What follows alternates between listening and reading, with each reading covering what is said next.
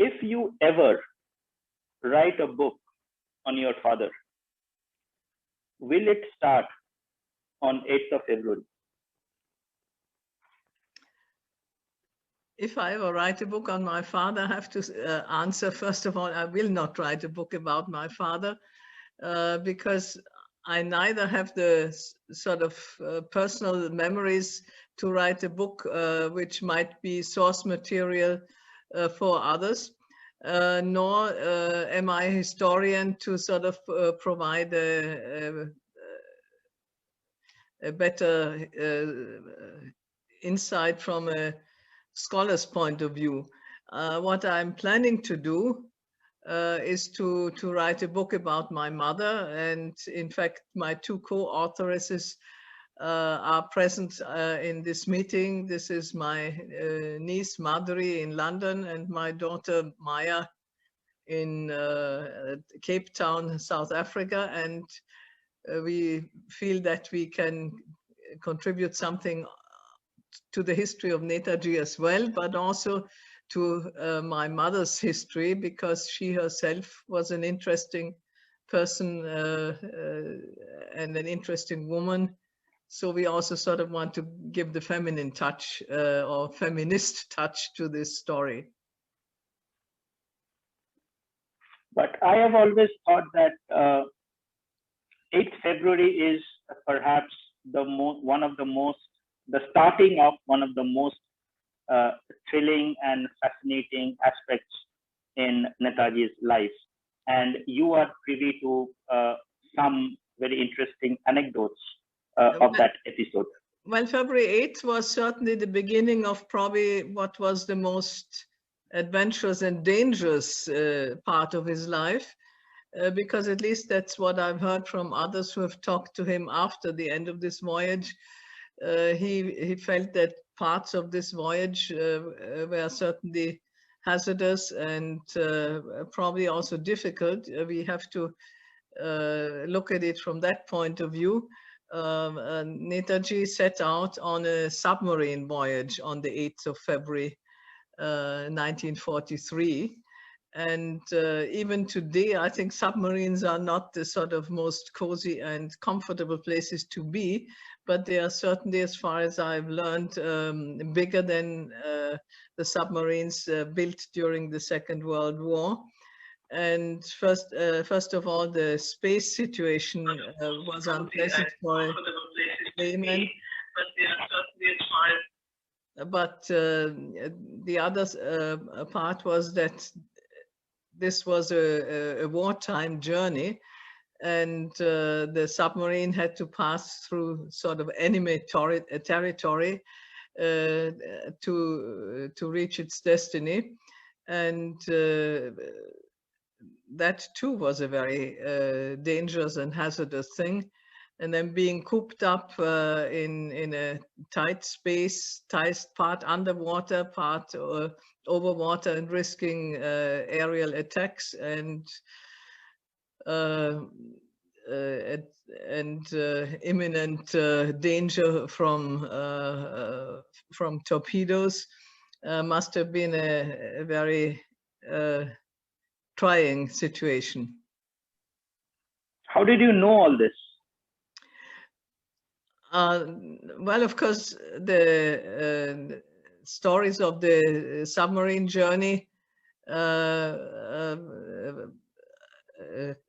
sort of reported by different people in different books, and the most direct report of the submarine journey I got from a gentleman who was chief machinist on the submarine.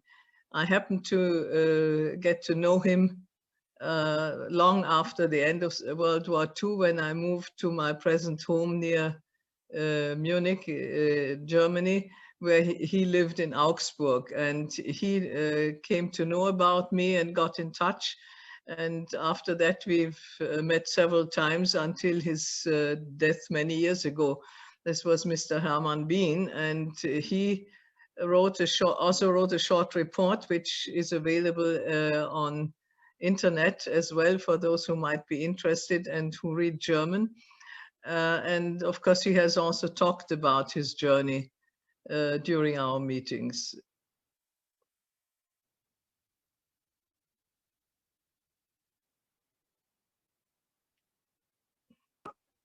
To sorry, see, yeah. yeah, I have had the chance to get hold of a few pictures of the submarine, and if you can help us help the audience understand the place and uh, the pictures, perhaps, because I wanted to show this to the audience as well, so that we are. I am. Here you go. So these are the pictures of the U-boat, which is currently a naval museum in Labo. And if I'm not wrong, this is precisely the place in North Germany from where Netaji started his submarine journey. The submarine, which eventually he traveled on, started in Kiel, and the crew was not told where they were going and what they were doing, or eventually they were told the incorrect story that they were to take two machinists or machine engineers to northern Scandinavia, and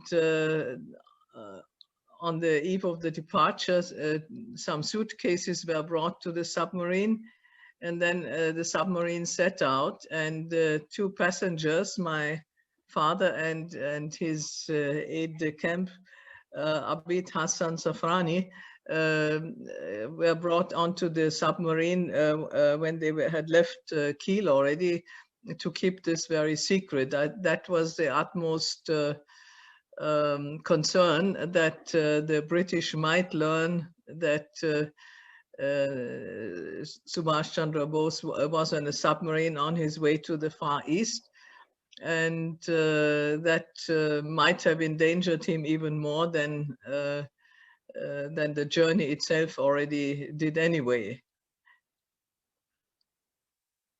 And then the submarine set out traveling around the northern part of Great Britain, and ultimately into the Atlantic Ocean. And this was, of course, territory which was exceedingly dangerous because it was under control of the British, and there was a very active submarine war ongoing. And in fact, the submarine theater of war was so dangerous that about 3/4 of all the submarine crews were killed during World War II.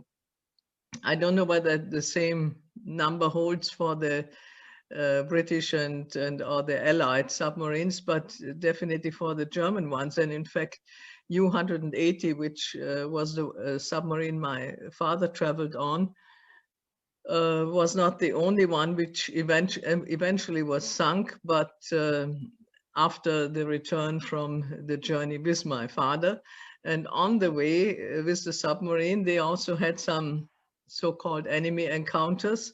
And in fact, U-180 sunk a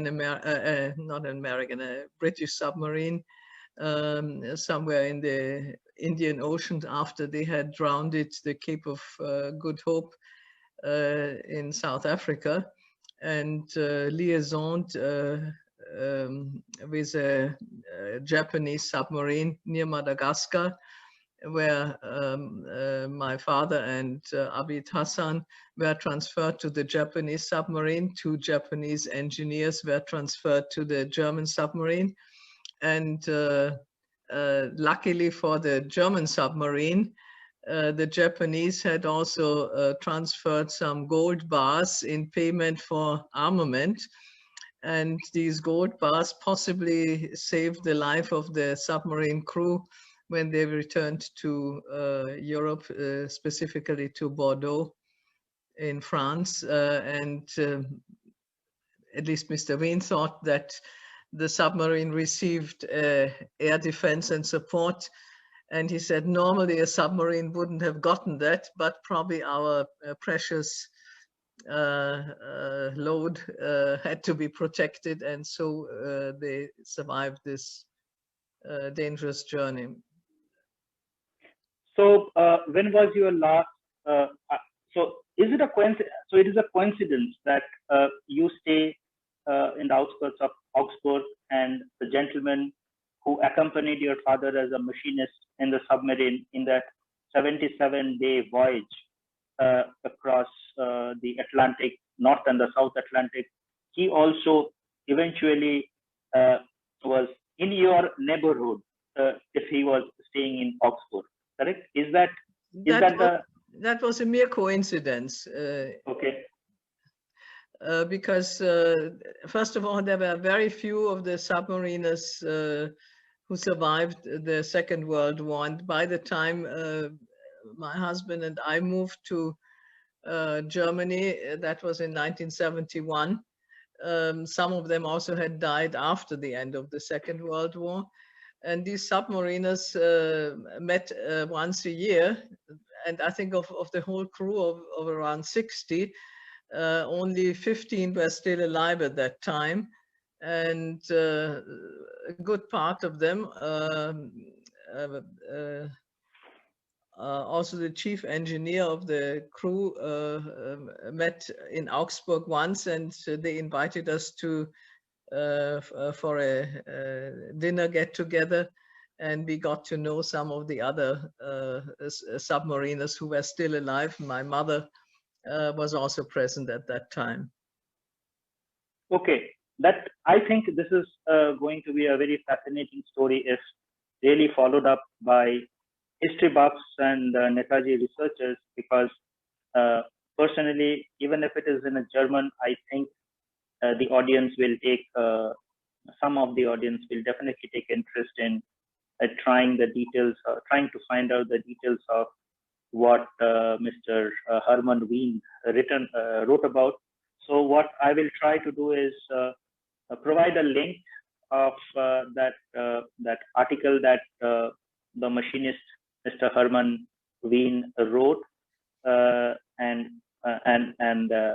have it published as well, so that more and more people can get access to that very detailed account of the voyage and how they saw Netaji cope up with that very, very arduous journey.